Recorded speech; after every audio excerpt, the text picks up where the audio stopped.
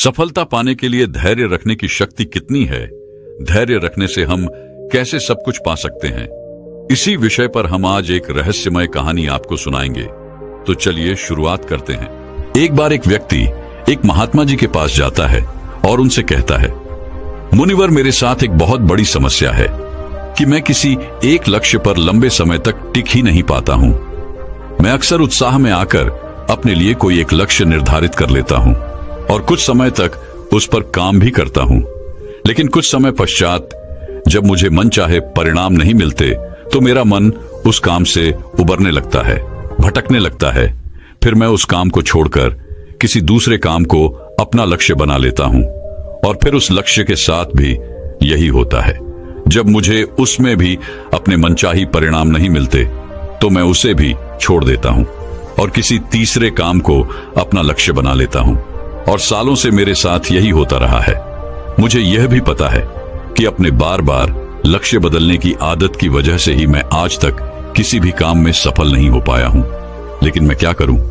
बहुत प्रयास करने के बाद भी मैं अपनी इस आदत को छोड़ नहीं पा रहा हूं। मुनिवर, मैं आपके पास बड़ी उम्मीद लेकर आया हूं। कृपया मुझे कोई ऐसा तरीका बताएं जिससे मैं अपनी इस आदत को छोड़कर एक लक्ष्य पर तब तक टिका रह सकूं जब तक मैं उस लक्ष्य को हासिल न कर लूं। महात्मा जी ने उस व्यक्ति की बात पूरे ध्यान से सुनी और फिर कहना शुरू किया, सब्र का फल मीठा होता है। यह प्रसिद्ध मुहावरा तो तुमने सुना ही होगा, जिसका अर्थ है धैर्य के साथ काम करने से परिणाम अच्छे मिलते हैं। लेकिन यह जरूरी तो नहीं कि परिणाम हर बार हमारी उम्मीद के अनुसार और अच्छे ही हों। बहुत बार ऐसा होता है कि हमारी सारी कोशिशों के बावजूद कुछ न कुछ कमी रह जाती है और परिणाम हमारी उम्मीदों को पूरा नहीं करते। ऐसी स्थिति में ज्यादातर लोग अपना धैर्य खो देते हैं, जबकि ऐसे समय में ही इंसान के धैर्य की असली परख होती है। सब्र का टूट जाना अक्सर एक आम बात है और यह तब होता है जब चीजें उतनी जल्दी नहीं होती जितना हम चाहते हैं। लेकिन यह आदत आम बात तभी तक है जब एक निश्चित समय के लिए हो और इससे होने वाले नुकसान कम हो। बार बार और जल्दी जल्दी अपने धैर्य को खोना हमें शारीरिक और मानसिक रूप से नुकसान पहुंचाता है।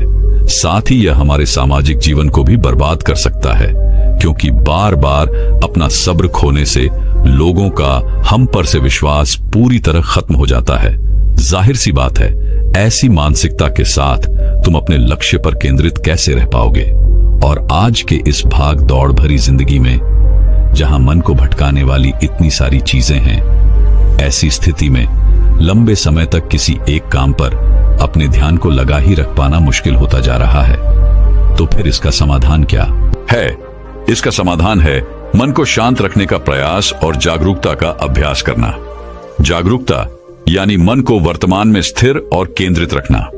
वर्तमान में जो कुछ भी हो रहा है उसमें डूब जाना, खो जाना, लीन हो जाना ही जागरूकता है। ध्यान है, इसमें अतीत या भविष्य से ध्यान हटाकर पूरी तरह वर्तमान में रहना होता है और तुम जो कुछ भी कर रहे हो उसे पूरी तरह से महसूस करना है। यह एक ऐसा अभ्यास है जिसे नियमित रूप से करने से ही तुम इसे जिंदगी के हर पहलू में लागू कर सकते हो। जागरूकता और ध्यान का अभ्यास करने के कई गजब के शारीरिक और मानसिक फायदे होते हैं। जैसे इसके नियमित अभ्यास से अच्छी नींद आती है, तनाव कम होता है, इंसान पूरे दिन हल्का और खुश महसूस करता है, साथ ही मन शांत रहता है और एकाग्रता भी बढ़ती है, जिससे लोग अपने काम पर अच्छे से ध्यान दे पाते हैं। ध्यान और जागरूकता का महत्व और इसके फायदों के बारे में जानने के बाद अब अगला प्रश्न उठता है कि जागरूकता का अभ्यास कैसे करना है और कौन सी जरूरी बातों का ध्यान रखना है। तो सबसे पहले तुम्हें एक मजबूत इरादा बनाना चाहिए और इसके फायदे को ध्यान में रखते हुए तुम्हें यह अच्छे से पता होना चाहिए कि तुम जागरूकता या ध्यान का अभ्यास क्यों करना चाहते हो। जब इसके पीछे कोई मजबूत कारण होगा तभी तुम इस अभ्यास को लंबे समय तक कर पाओगे। जैसे किसी के लिए यह कारण अपना तनाव कम करना हो सकता है। सबसे पहले तुम्हें यह तय करना है कि ध्यान या जागरूकता के अभ्यास के पीछे का तुम्हारा अपना कारण क्या है। अब जब तुमने तय कर लिया कि तुम्हें अभ्यास क्यों करना है, तो सबसे पहले तुम्हें अपने अतीत और भविष्य के फालतू विचारों को बाहर का रास्ता दिखाना है। तुम्हें यह पता होना चाहिए कि तुम्हारी ऊर्जा अतीत के लिए पश्चाताप या भविष्य की चिंता करने के लिए नहीं है। बल्कि अपने वर्तमान पर ध्यान देकर अपने जीवन को एक नई दिशा देने के लिए है। तुम्हें अपने आज के लक्ष्यों पर ध्यान देकर अपने भविष्य की बागडोर अपने हाथों में लेनी है। अब यहां जागरूकता के अभ्यास में दूसरी बात आती है, ध्यान देने की, यानी खुद को एकाग्रचित करने की। और इसके कई तरीके हैं। पहला, तुम किसी शांत जगह पर आरामदायक किसी दिन बैठ जाओ और अपनी आती जाती सांसों पर ध्यान दो कि कैसे सांस तुम्हारी नाक से तुम्हारे शरीर के अंदर जा रही है और फिर कैसे बाहर निकल रही है। सारा ध्यान सिर्फ इसी पर लगाना है। दूसरा तरीका है कि तुम शांति से बैठकर अपने मन में चलने वाले विचारों पर ध्यान दे सकते हो। तुम्हें मन में चल रहे विचारों को सिर्फ देखना है, किसी भी विचार को पकड़ना नहीं है। विचार आएंगे और गायब हो जाएंगे, तुम्हें बस देखना है।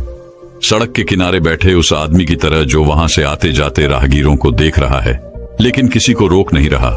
या कुछ लोग अपनी भगवानिया मंत्रों का जाप भी करते हैं, जिसका जहां मन लगे या जिसके लिए जो तरीका काम करे सभी सही है। पर यहां सबसे महत्वपूर्ण बात है ध्यान देने की, एकाग्रचित रहने की, फिर चाहे वो किसी भी तरीके से हो।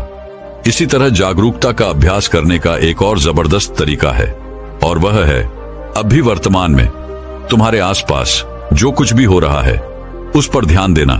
जैसे किसी चीज की आवाज, सुगंध, हवा या फिर तुम कहीं चल रहे हो तो उसके आसपास की हर एक चीज पर बारीकी से ध्यान दो। ऐसे ही अगर कुछ खा रहे हो तो उसका स्वाद, आकार, रंग, सुगंध, हर एक चीज को देखते और महसूस करते हुए उसे खाना।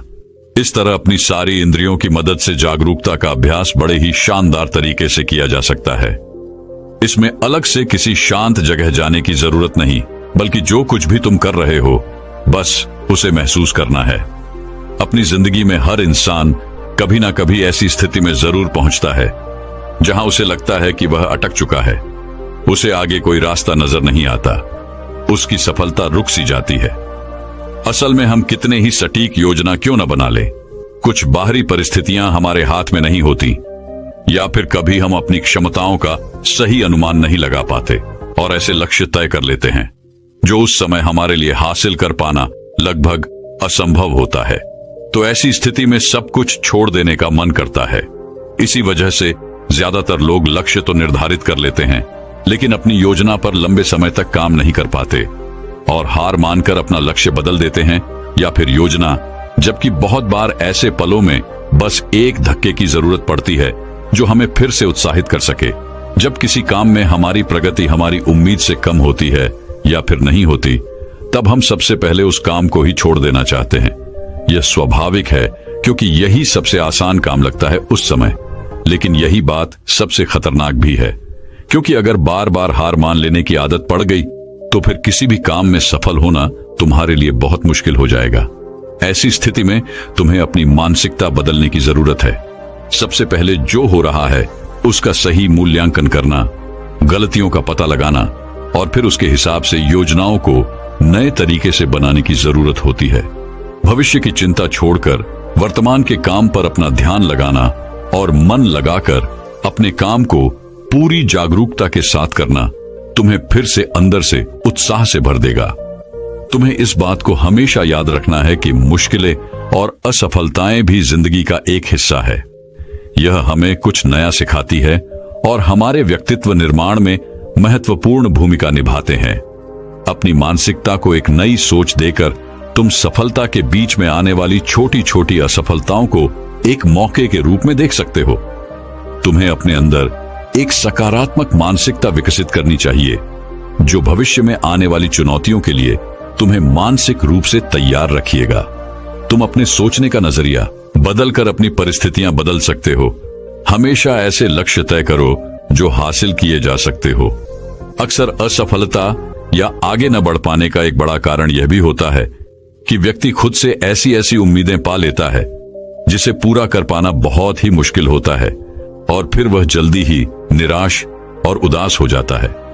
अगर तुमने समाज या घर वालों के दबाव में आकर कोई ऐसा लक्ष्य तय कर लिया जो ना तो वास्तविक है और ना ही पाने योग्य है, तो फिर तुम उसे पाने के लिए चाहे कितनी ही अच्छी योजना बना लो, सफलता मिलने की संभावना बहुत ही कम होगी। हम अपने आसपास देखते हैं कि लोग सालों साल वास्तविक लक्ष्य बनाकर उसके पीछे बर्बाद कर देते हैं और आखिरकार एक दिन थक कर हार मान लेते हैं। जबकि अगर सही योजना और कड़ी मेहनत के बाद भी तुम्हें उचित परिणाम नहीं मिल रहे हैं, तो फिर तुम्हें अपने लक्ष्य में कुछ बदलाव करने की जरूरत है। और ऐसा करने से तुम किसी से कमतर नहीं हो जाते।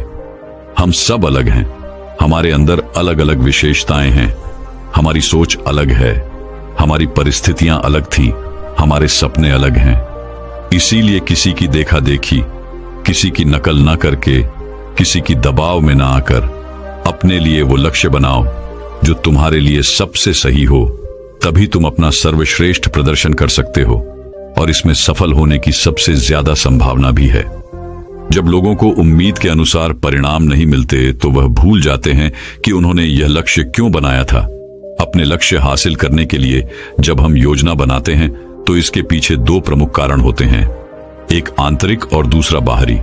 जब किसी भी काम में प्रगति धीमी पड़ जाए, या तुम्हारा आगे उस काम को करने का मन न करे, या फिर तुम हार मान लो कि अब मुझसे नहीं होगा, ऐसी स्थिति में तुम्हें अपने क्यों को याद करना है कि तुमने यह लक्ष्य क्यों बनाया था। खुद को याद दिलाना है कि अगर तुम हार मान लोगे तो इससे तुम्हारे अपने और तुमसे जुड़े लोगों के जीवन पर क्या प्रभाव पड़ेगा। अपने लक्ष्य के पीछे के मजबूत कारणों को याद करना तुम्हें ऐसी स्थिति में हौसला देगा जब तुम हार मानने वाले होगे। हमारी उम्मीद यह बताती है कि जो काम हम कर रहे हैं उसका परिणाम कैसा होना चाहिए।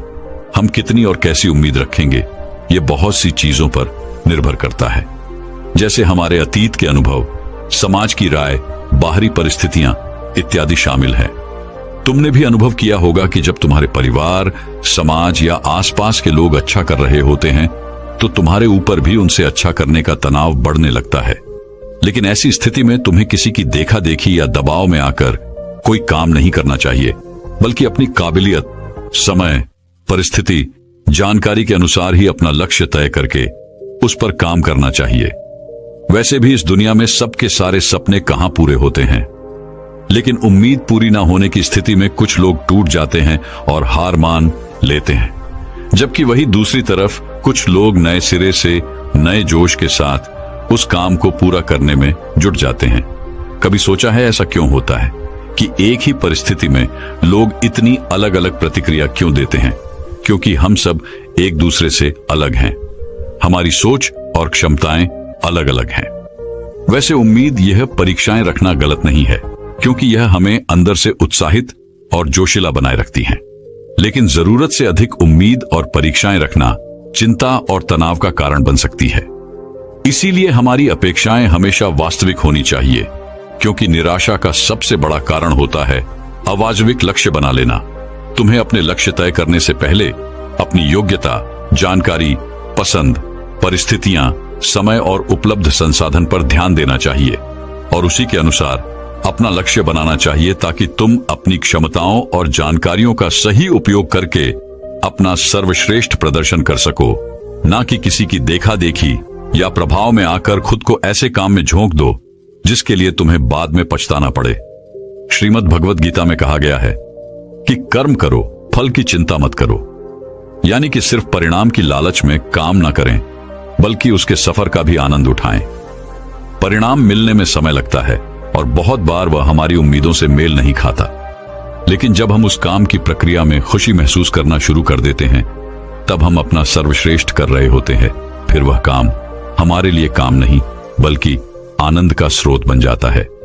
सफलता की राह पर अक्सर उतार चढ़ाव आते ही रहते हैं, बहुत सी मुश्किलों और चुनौतियों का सामना करना पड़ता है। इसी तरह बहुत बार परिणाम तुम्हारी सोच के बिल्कुल विपरीत होगा, लेकिन अगर तुम्हें उस काम को करने में ही आनंद आ रहा है तो तुम उदास और हताश होने से बच जाओगे। कहते हैं कि जिंदगी का क्या भरोसा, कब किस मोड़ पे ले आए। जीवन पूरी तरह से अनिश्चित है और हमेशा हमारी योजना के अनुसार चीजें नहीं हो सकती, क्योंकि इसमें बाहरी परिस्थितियां भी अपना असर डालती हैं जिन पर हमारा कोई बस नहीं चलता। इसीलिए जरूरी है कि हमारी उम्मीदों में थोड़ा लचीलापन हो। हमें किसी भी तरह के अनचाहे परिणाम के लिए हमेशा मानसिक रूप से तैयार रहना चाहिए। इससे अचानक परिस्थितियां बदलने पर व्यक्ति को सदमा नहीं लगता और वह सकारात्मक सोच के साथ आगे आने वाली चुनौतियों का डटकर सामना कर सकता है। धैर्य टूटने और निराशा में डूबने का अगला सबसे बड़ा कारण है दूसरों से अपनी तुलना करना। क्या चीते की रफ्तार की तुलना हाथी की चाल से करके इन दोनों में से किसी एक को दूसरे से कम समझना सही है? क्या शेर और मगरमच्छ की तुलना की जा सकती है? ये दोनों ही अपने क्षेत्र के धुरंधर हैं। ऐसे ही हम सब भी एक दूसरे से अलग हैं। हमारा व्यक्तित्व अलग है, इसीलिए तुलना किसी भी प्रकार से फायदेमंद नहीं होती। हर किसी का अतीत अलग था, परिस्थितियां अलग थी और चिंताएं अलग थी। दूसरों से बेवजह की तुलना करना हमें तनाव में डाल सकता है, जो हमारे काम और स्वास्थ्य दोनों के लिए सही नहीं है। इसीलिए दूसरों से अपनी तुलना करने की बजाय अपने काम पर ध्यान लगाओ। लक्ष्य हासिल करने की दिशा में मनचाही परिणाम ना मिलने पर कभी खुद को दोष मत दो। खुद के प्रति ज्यादा कठोर होना भी सही नहीं है, क्योंकि लगातार खुद को दोष देते रहने से हालात तो बदलेंगे नहीं, बल्कि तुम्हारा आत्मविश्वास और आत्मसम्मान बुरी तरह से प्रभावित होगा, जिसका परिणाम यह होगा कि तुम फिर नए तरीके से शुरुआत करने में खुद को विवश महसूस करोगे। कहते हैं जैसा इंसान सोचता है एक दिन वैसा ही बन जाता है। इसीलिए यह जरूरी है कि हम इस बात को लेकर जागरूक रहें कि हमारे मन में किस तरह के ख्याल ज्यादा आते हैं।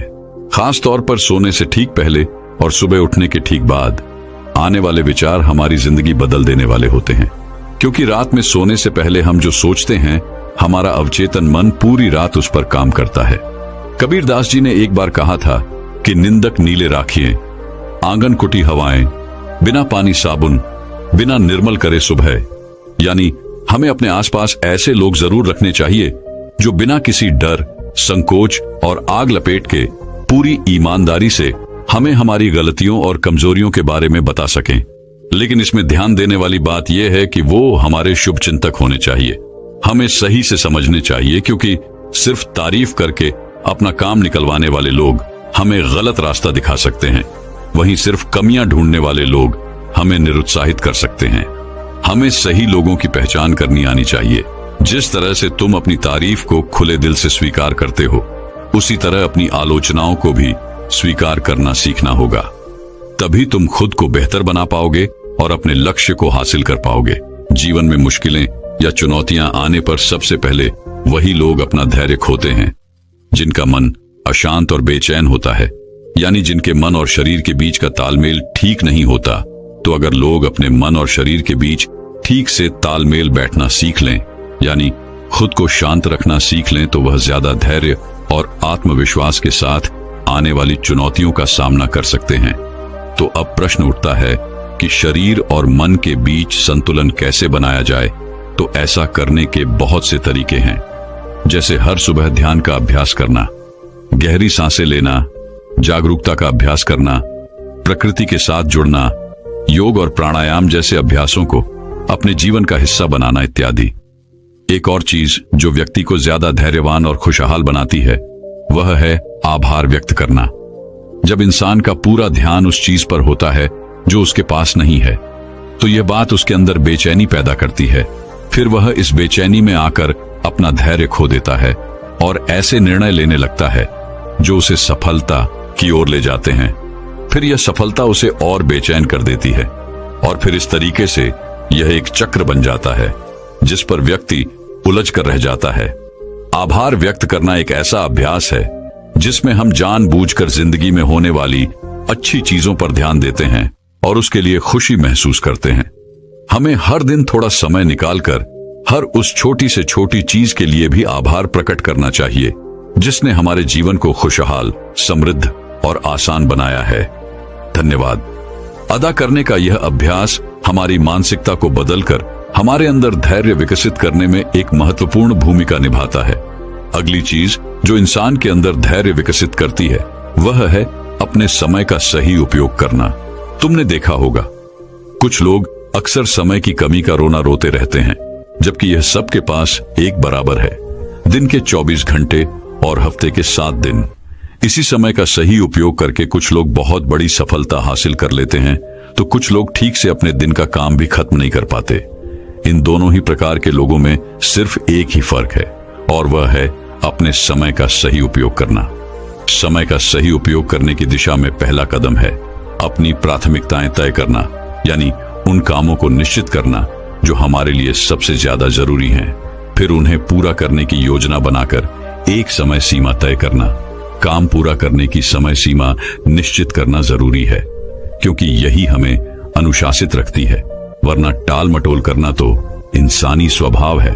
अपने दूर के बड़े लक्ष्यों को तय करने के बाद उनको पूरा करने की योजना को दिन, हफ्ते और महीनों में बांटना भी जरूरी है, क्योंकि यह हमारे काम को बहुत आसान बना देता है।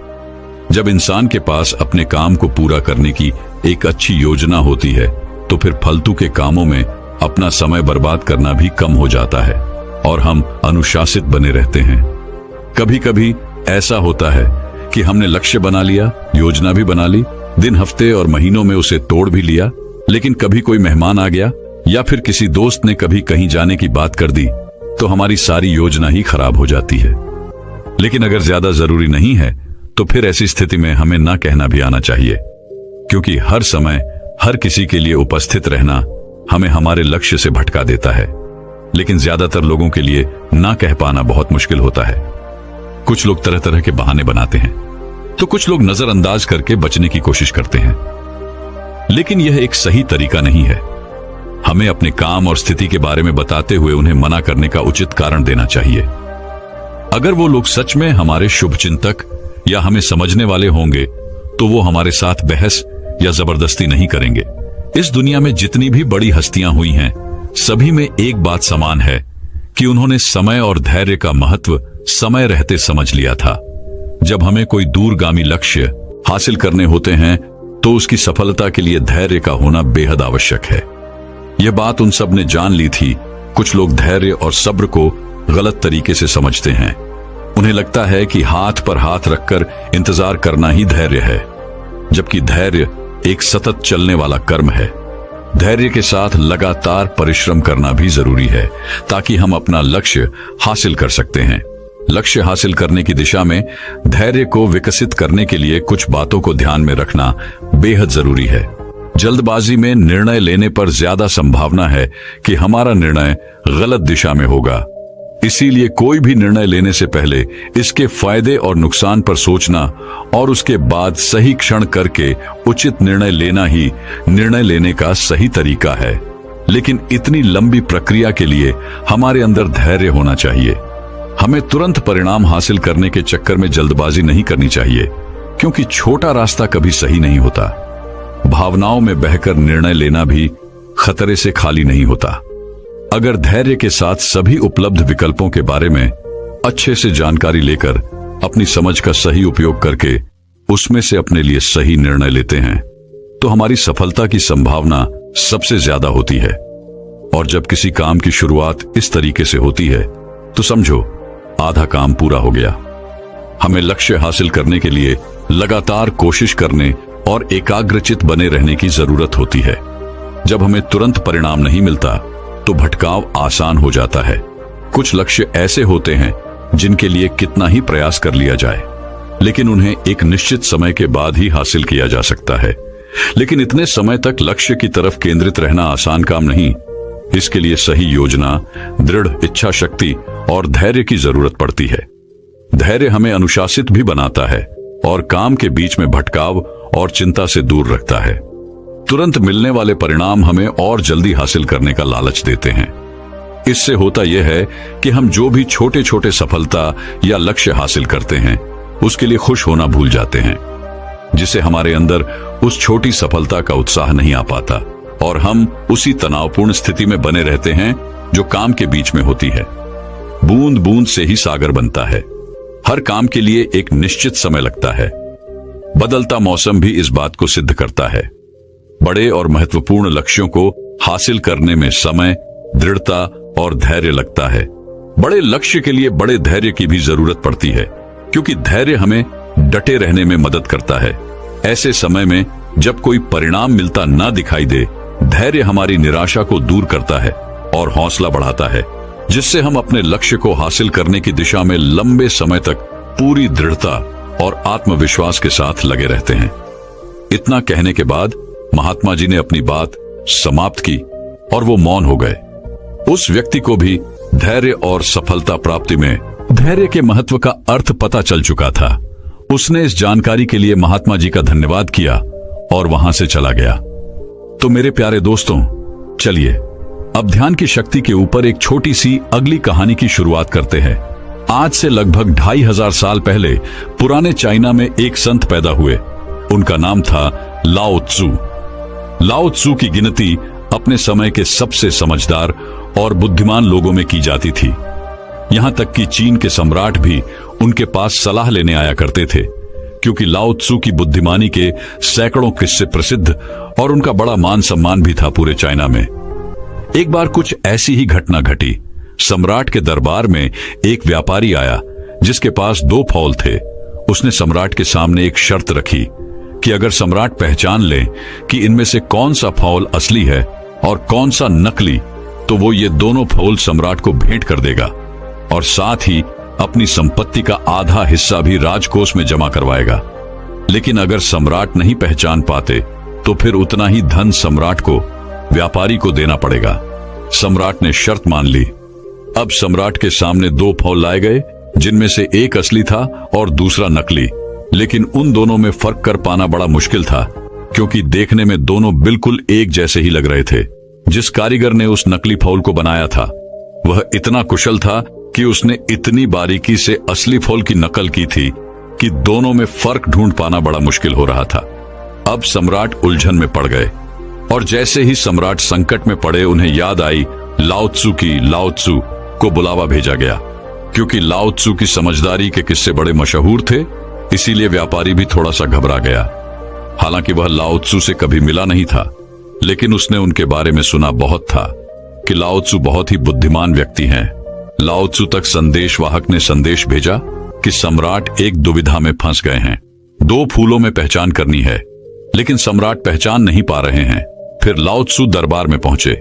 लाओ त्सु ने उन दोनों फूलों को बड़े ध्यान से देखा और उनमें फर्क पहचानने का प्रयास किया। लेकिन लाओ त्सु भी दुविधा में पड़ गए। वो भी थोड़ा परेशान हुए, भ्रमित हुए कि इनमें से कौन सा फल असली है और कौन सा नकली, क्योंकि देखने में दोनों फल हूबहू एक जैसे थे। लाओ त्सु को भी उनमें अंतर कर पाने में बड़ी मुश्किल हो रहा था। फिर लाओ त्सु ने व्यापारी से थोड़ा सा समय मांगा और वो टहलते हुए दरबार की खिड़की तक गए और उन्होंने उस खिड़की को खोल दिया। थोड़ी ही देर में बाहर से एक मधुमक्खी उड़ती हुई आई और वो जाकर उन दोनों फूलों में से एक के ऊपर बैठ गई।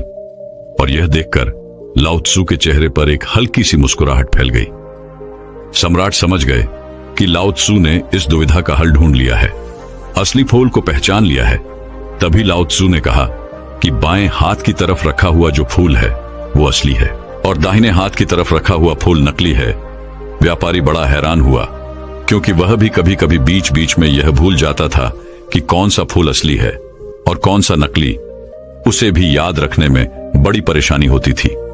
उसने आश्चर्यचकित होकर लाओ त्सु से पूछा कि आपने पहचाना कैसे? लाओ त्सु ने कहा कि मनुष्य की आंखों को धोखा दिया जा सकता है, लेकिन इस प्रकृति को धोखा नहीं दिया जा सकता। इन फूलों को देखकर इंसान भले ही अपनी आंखों के कारण धोखे में पड़ जाए, लेकिन एक मधुमक्खी को धोखा नहीं दिया जा सकता। मधुमक्खी आकर हमेशा एक असली फूल पर ही बैठेगी। तो यह थी एक छोटी सी कहानी लाओ त्सु की बुद्धिमत्ता के बारे में। यह कहानी हमें सिखाती है कि अगर हम ध्यान दें तो हमारे आसपास ही बड़ी से बड़ी समस्याओं का समाधान छुपा होता है। दोस्तों, मैं उम्मीद करता हूं कि यह कहानी सुनने से आपके जीवन में अच्छे बदलाव आए होंगे। आपको इस वीडियो से क्या सीखने मिला ये कमेंट करके जरूर बताएं और अपने परिवार, दोस्तों या आपके करीबी इंसान के साथ ये कहानी शेयर करके उन्हें भी इस ज्ञान से परिचित करवाएं। बाकी अगर आपको यह वीडियो दिल से अच्छी लगी हो तभी इस वीडियो को लाइक कर देना और आपने अब तक इस चैनल को सब्सक्राइब न किया हो तो चैनल को सब्सक्राइब भी जरूर कर देना। आपका हर दिन शुभ हो और खुशियों से आपका जीवन भरा रहे। धन्यवाद। नमो बुद्धाय।